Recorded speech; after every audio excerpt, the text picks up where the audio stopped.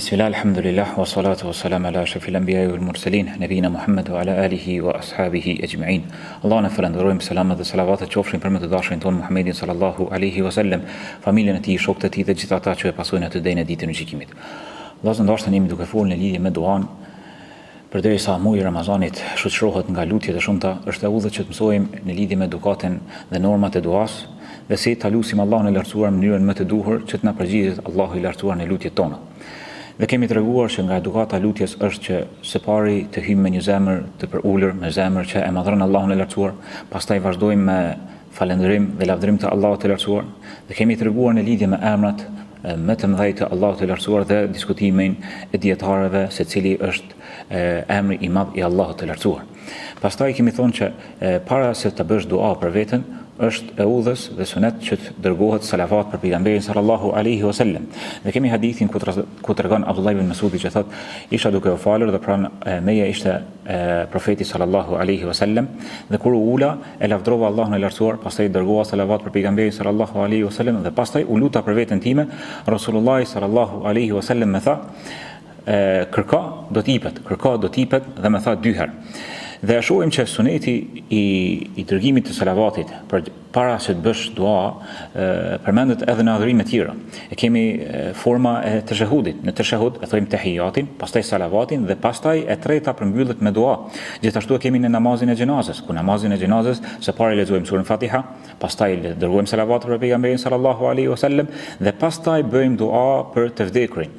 Dhe gjithashtu ka pjesë selefit të cilët e kanë preferuar që pas telbijes në haxh e në umra të dërgojnë salavat.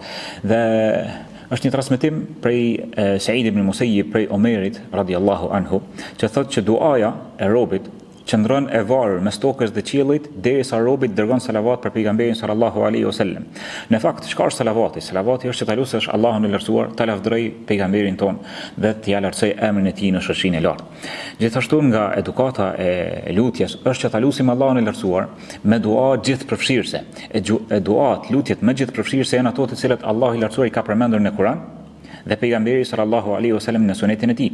Për duave gjithëpërfshirëse është duaja e robërve të devotshëm, të cilën është sunet ta thojmë në namaz në fund para selamit, Rabbena atina fid dunya hasana wa fil akhirati hasana wa qina adhaban nar. O Zot, jepna të mirë në këtë botë dhe në botën tjetër dhe na ruaj nga zjarri i xhenemit.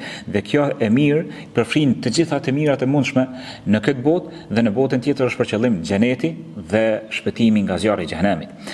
Nga edukata duas mund të theksojmë gjithashtu që besimtari përgjatë lutjes duhet të këmbgul. Duhet të përgjëroj Allahun e lartësuar me këmbgulje dhe të mos heqë dorë dhe të lusë Allahun e lartësuar me gjithë shpirt, me gjithë zemër. Tregon Hudhaifa radiallahu anhu që thot, do t'ju vjen njerëzve një kohë që nuk do të shpëtojnë përveç se ai që e lut Allahun e lartësuar me lutjen e atij i cili është duke u mbytur. Pra merrni me mend dikush që o ka mbytet në det apo në lum, se qysh e lut Allahun e lartësuar me çfarë lutje madhështore dhe me çfarë këmbgulje, qysh i shkput të gjitha lidhjet me krijesat dhe lidhet vetëm me Allahun e lartësuar dhe aty i var shpresat dhe tek ai mbështetet. Gjithashtu nga mësimet, edukata e lutjes e lutjeve të cilën na ka mësuar pejgamberi sallallahu alaihi wasallam, që pejgamberi e ka pëlqyer kur të lutet, ta lut Allahun, ta përsërit 3 herë dhe ka kërkuar falje nga 3 herë. Pra ta shpeshtosh lutjen. Dhe shohim që shpeshtimi i lutjes ka qenë zakoni pejgamberit sallallahu alaihi wasallam, siç është transmetuar nga lutjet e shpeshta që ka qenë ja muqallibal qulub thabbit qalbi ala dinik, o rrotulluesi zemrave, forcoje zemrën time në fen tënde. Nga edukata tjetër e lutjes është që besimtari kur ta lut Allahun e lartësuar, ta lut në heshtje, ta lut me zë të vogël. Dhe Allahu në lidhje me ajetin Kul idu Allahe au idu Rahman, thot Aisha radiallahu anha, për këtë ajet që ka zbritur në lidhje me duan. Cili është ajeti? Thot Allahu, luteni Allahun, apo e lutni Ar-Rahmani. Pra, sido që i drejtohesh Allahut të lartësuar, me emrin e Allahut apo me emrin Ar-Rahmanit, ayyama tad'u falahu al-asma'ul husna. Allahu i lartësuar, sido që ta thirrësh, ai ka emrat më të bukur. Wala tajhar bi salatika wala tukhafit biha. Mos e ngrit zërin në namazin tënd. Was mos e ul tejmase, wabtaghi bayna dhalika sabila, por ndjekje një rrugë të mesme, është për qëllim Aisha radiallahu anha, ky ajet thot ka zbritur në lidhje me duan, me lutjen. Është shpitur Imam Ahmedi që në kunut kur besimtari falet në shtëpinë e tij, a ta lut Allahun e lartësuar për gjatë kunutit me zë apo pa zë, Imam Ahmedi është përgjigjur që më e preferuar është që ta lut Allahun e lartësuar në kunut me zë të heshtër, pra me zë të vogël, aq sa dëgjon veten e tij. Ndërsa kur imami bën kunut me zë të lartë, e bën për arsye që xhamati të thojnë amin. Madje Hasan al-Basri ka thënë që ngritja e zërit për gjatë duas është bidat. Ndërsa në lidhje me uljen e zërit për gjatë duas, Sheikhul Islam Ibn Taymiyyah ka përmendur disa dobi në lidhje me këtë. Thotë në fshefjen e duas dhe në uljen e zërit për gjatë lutjes ka dobi të shumta. Për tyre thotë kjo dëshmon për imanin madhështor të besimtarit që lut Allahun e lartësuar, nga se e di që Allahu i lartësuar e dëgjon dhe i përgjigjet. E dëgjon edhe lutjen e heshtur, lutjen me zë të vogël. Po e dyta thotë kjo tregon për një edep, për edukat të lartë me Allahun e lartësuar. Nga se besimtari kur e lut Allahun e lartësuar, e madhron atë, e lavdron atë, e falendron atë. Dhe kjo thotë njerëzit kur shkojnë tek mbretërit, tek pushtetarët, ngritja e zërit ndaj tyre është pa edukat, ndërsa ata e ulin zërin në sheh edukate për pushtetarët të cilët i kanë përballë tyre. Ndërkohë që kjo ndaj Allahut të lartësuar është edhe më meritore. Kjo sa për afrim se as nuk krahasohet, mirë po besimtari kur e zbret zërin e tij, e ul zërin e tij për gjatë lutjes, sikur tregon një përthyrje të zemrës së tij, një zë të mekur, një zë të shterur, një zë që është kaburon nga një i varfër nevojtar i madh për Allahun e lartësuar dhe shpresohet që t'i përgjigjet Allahu i lartësuar. Gjithashtu, ai që e mban fshehur duan dhe e ul zërin me lutjet e tij, është më afër sinqeritetit, Gjithashtu, më afër përqendrimit të zemrës, nga se ngritja e zërit të madh pastaj edhe zemrën e shpërqendron nga ajo çfarë ka thuhet,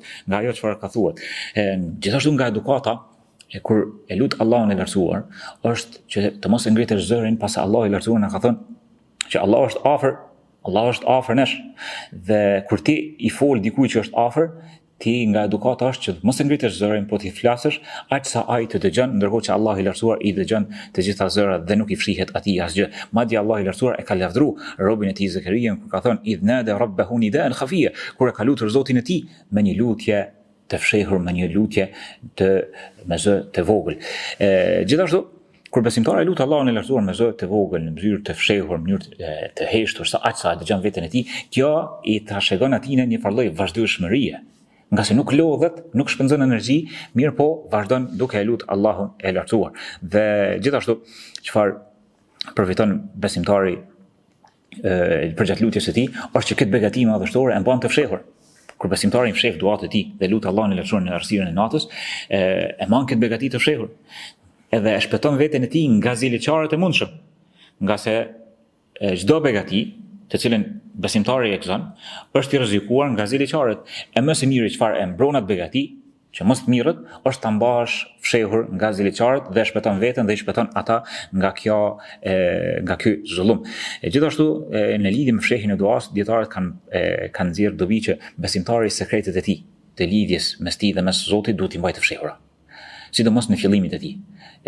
Pastaj vjen një kohë kur merr me përvojë dhe rrënjët e adhurimeve shtrihen thellë në zemër, pastaj mund ti publikosh që njerëzit të pasojnë dhe të marrin për shembulltyr që ta marrësh edhe shpërblimin e tyre. Gjithashtu nga edukata e lutjes, vllazë ndoshta është që besimtari ta plotësoj besimin e tij dhe të bëj veprat e mira dhe ti nështrohet Allahut të lartësuar dhe pastaj përmes këtyre të kërkoj ndërmjetësim tek Allahu i lartësuar, kërkon të afrohen tek Allahu i lartësuar që të përgjigjet Zotin e lutjet e tij, nga se Allahu i lartësuar robët e tij, të cilët e besojnë, i bindën, i nështrohen dhe adhurojnë dhe ruhen nga gjunohat, i mbrohen dhe i ruan ata. Dhe këtu kemi një argument në lidhje me 3 ajetet e fundit të surës Bekare, ku transmeton Abu Huraira thotë kanë zbritur ajetet lillahi ma fis samawati wa ma fil ard wa in tubdu ma fi anfusikum aw tukhfuhu yuhasibukum bihi Allah wa yaghfiru liman yasha wa yu'adhibu man yasha wallahu ala kulli shay'in qadir. Allahu t'i takon sundimi, pushteti, çdo gjë që ka në qiell dhe në tokë, nëse çfarë do shfaqni apo mbani fshehur, Allahu do t'ju merr në llogari. I fal Allahu këtë doj dhe i dënon këtë doj, wallahu ala kulli shay'in qadir.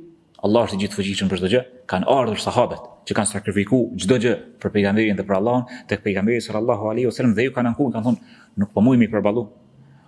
është diçka, janë ardhë dhe janë gjunjëzu, janë ullë në gjunjë, nuk po mujmë i përballu që ajet. Ajet shumë i rëndë. Atëherë pejgamberi sallallahu alaihi wasallam i ka uzu se çfarë të thonë. Ju ka thonë, mos thoni që kanë thonë ehlu kitabi prej hebrejve dhe të krishterëve, sami'na wa asajna, dëgjuam dhe refuzuam, po thuani sami'na wa ata'na, dëgjuam dhe u bindëm dhe u nështruam. Dhe pastaj pasi ata dhe thoni gufranaka rabbana wa ilayka al-masir, falin tonë dhe o Zot, tek ti është kthimi jon, dhe pasi që besimtarët e besuan dhe ju nështruan dhe ju bindën pejgamberit sallallahu alaihi wasallam këto fjalë, pra ju bindën Allahut i lartësuar, zbriti lehtësimi dhe jo pranoi Allahu i lartësuar lutjen e tyre. Amana ar-rasulu bima unzila ilayhi min rabbih wal mu'minun, ka besu i dërguari në atë çfarë ka zbritur prej Zotit të tij dhe besimtarët. Kullun amana billahi wa malaikatihi wa kutubihi wa rusulihi la nufarriqu baina ahadin min rusulihi. Të gjithë besojnë Allahun, melajket, librat të dërguarit, nuk bëjmë dallim në mesin e profetëve. Wa qalu sami'na wa ata'na ghufranaka rabbana wa ilayka al-masir. Dhe than, dëgjuam dhe u nështruam, kërkojmë faljen tonë dhe o Zot, tek ti është kthimi jon. Pastaj i zbret lehtësimi, thot Allahu, la yukallifu Allahu nafsan illa wusaha. Allahu i lartësuar nuk e ngarkon një shpirt përveç asaj që ka mundet mi përballu. Laha ma kasabat wa alayha ma iktasabat. Ai do ta merr atë çfarë ka mbjellur dhe ka punuar me durrët e tij. Rabbana la tu'akhidhna in nasina wa akhta'na. O Zot, besimtarët që lut, mos na merr në llogari për atë çfarë gabojmë apo e bëjmë gabime nga harresa. Zoti thot naam, është përgjigj Zoti në lutjen e tyre. Dhe vazhdon lutja besimtarëve, Rabbana wala tahmil aleyna isran kama hamaltahu ala alladhina min qablina. O Zot, mos na ngarko me diçka që i ke ngarku të rënd popujt e mëparshëm. Rabbana wala tuhammilna ma la taqata lana bih. Mos na ngarko me diçka që nuk mujmë përballu. Wa'fu anna waghfir lana warhamna. Falna, fshina gjunahet, mbulana ato dhe mëshirona. Anta maulana, ti je rujtësi jon, mbrojtësi jon. Fansurna ala alqawmil kafirin, dhe na ruaj dhe na jep fitore kundër popullit mohues. Allahu i lartësuar thot qad fa'alt, e kam bërë. Pra këtu shohim që besimtari sa më shpejt që i bindet Allahut në adhurime, në nështrime, gjasat janë shpejt të mbaja që Allahu i lartësuar m'ia pranu lutjet e tij, Gjithashtu ka thonë në disa pitabinëve, law ata'tum Allah ma asakum. Kanë thonë, nëse ju i nështroheni dhe i bindeni Allahut në urdhat e tij, dhe respektimin e ndalesave të tij, Allahu i lartësuar nuk do t'ju përvonte asgjë nga ajo çfarë ju kërkoni. Dhe Sufjani thot, ad-du'a tarku dhunub, lutja është me heq dorë pi gjunaheve. Pra lutja të pranohet përderisa ti të heq dorë pi gjunaheve. Po ashtu njëri prej dietarëve tjetër i thot një person Abu Rabia as-Sa'ih, i thot, ma mëso amin më të madh të Allahut të lartësuar. I thot, a keni letrën një laps? Thot, po, merr edhe shkruaje.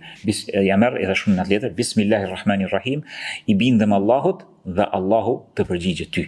I bindem Allahut dhe Allahu të përgjigjet ti.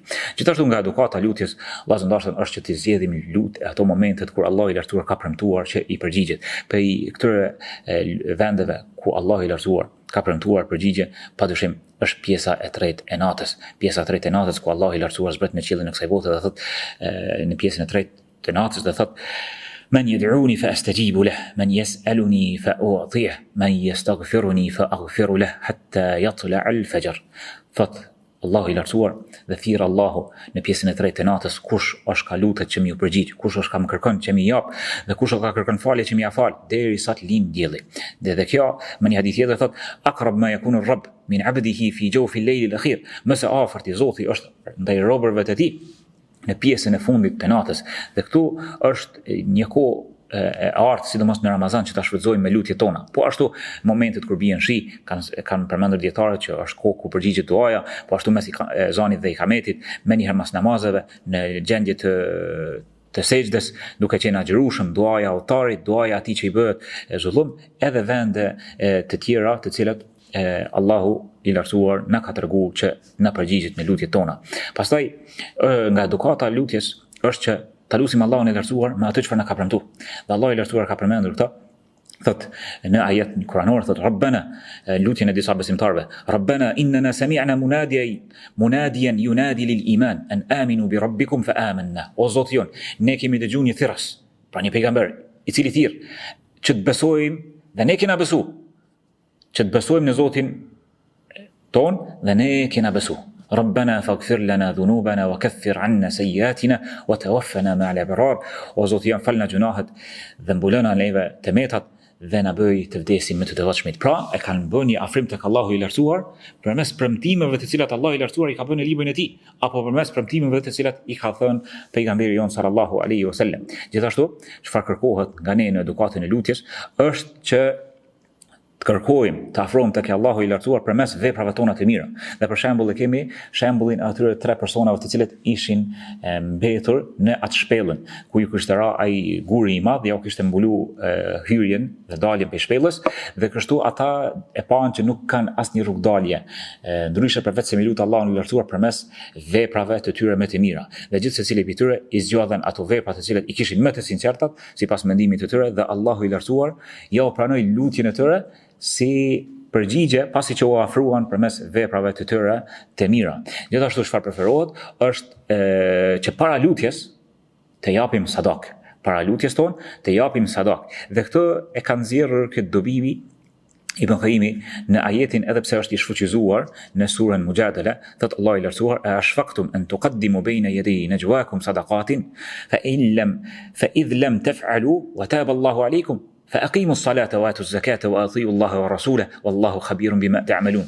Allah i lartësuar thot: "A mos vallë po friksoheni nga varfria që nuk po jepni, po e ndalni tash sadakën kur jeni shku me bisedu me pejgamberin, me marr këshillin e tij, me këshillu me profetin sallallahu alaihi wasallam, thot nëse nuk e veproni, s'ka gjë. Allah i lartësuar ja u ka fal këtë gjë, mirë po falni namazin, jepni zakatin, bindeni ju Allahut dhe të dërguarit e tij, nga sa Allahu e din atë çfarë veproni." Nga se në fillim besimtarët kur u shtuan këshillimin e tyre me pejgamberin sallallahu alaihi wasallam, u obliguan që të japin sadak sa herë që shkonin me kërku këshillim nga pejgamberi sallallahu alaihi wasallam apo me bisedu me të në lidhje me çështjet e tyre. Pastaj Allahu i lartësuar ja u liroi këtë përgjegjësi, ja u liroi këtë urdhër, mirë po Ibn Qayyimi thot përderisa kjo ka qenë në një raport njëri, atëherë kur ne e lutim Allahun e lartësuar, edhe pse është shfuqizu urdhri, ka mbet urtësia që të japim sadak kur kërkojmë që Allah i lartësuar të na përgjigjet në lutjet tona, dhe thot këtë e kam pa edhe nga selefi që kanë vepruar kështu para namazit, para lutjeve të tyre kanë dhënë sadak, dhe madje këto e kam pa edhe nga Sheikhul Islam Ibn Taymije, nga mësuesi i tij. Këto janë disa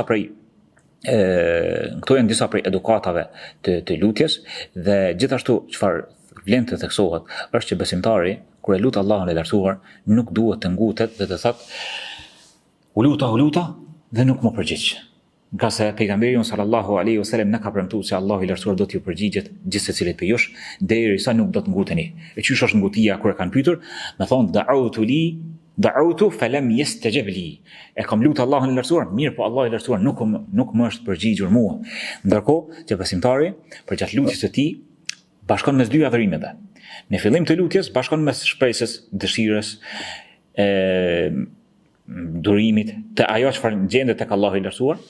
Në anën tjetër, pasi që e përfundon lutjen, është në adhurimin tjetër të durimit, të kënaqësisë, të mbështetjes tek Allahu i lartësuar dhe dorëzimit të çështjes së tij tek Allahu i lartësuar.